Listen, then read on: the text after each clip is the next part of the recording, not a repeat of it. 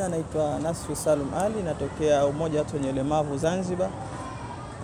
Kwanza nachukua fursa hii kushukuru Jumuiya ya Watu wenye Ulemavu Zanzibar kwa kuandaa warsha hii kuweza kutupatia mafunzo kuhusiana na mkataba unahusiana na watu wenye ulemavu ambao unaitwa Africa Disability Protocol, kutuweza kutupa haya mafunzo.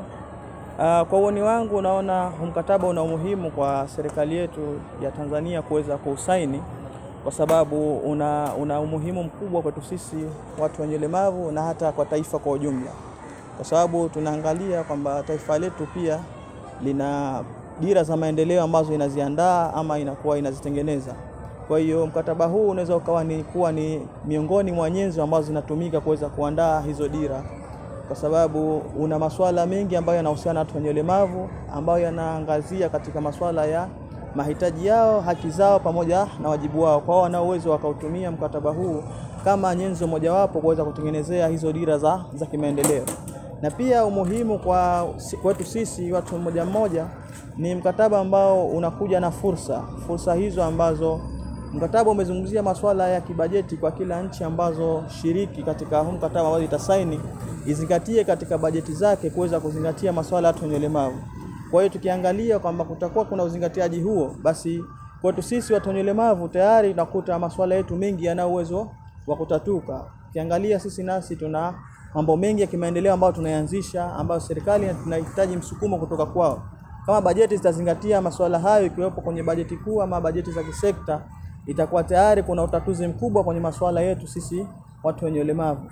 Pia fursa za kiajira zitatokezea, masuala ya ukuaji wa umoja wa kidiplomasia, kwa sababu tunakuta nchi wanachama zina watu wenye uelewa tofauti wa haya masuala. Unakuta kuna vyuo vikubwa vina hizi course zinahusiana na watu wenye ulemavu, kuna mambo tofauti.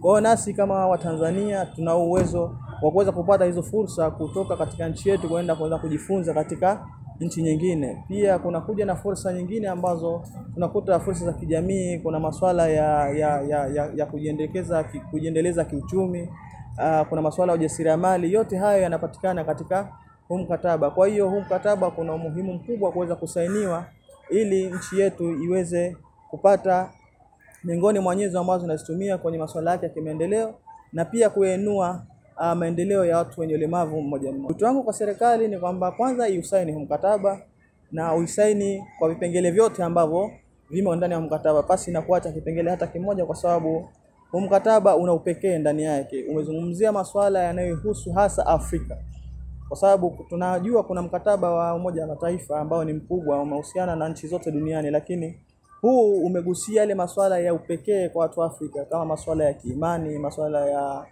ushirikina, masuala ya kidini, masuala mengi imezingatia. Kwa hiyo wito wangu serikali iweze kusaini huu mkataba na iweze kuutumia ili kwa manufaa yake serikali, nchi kwa ujumla, pamoja na mtu mmoja ambao tuko ndani.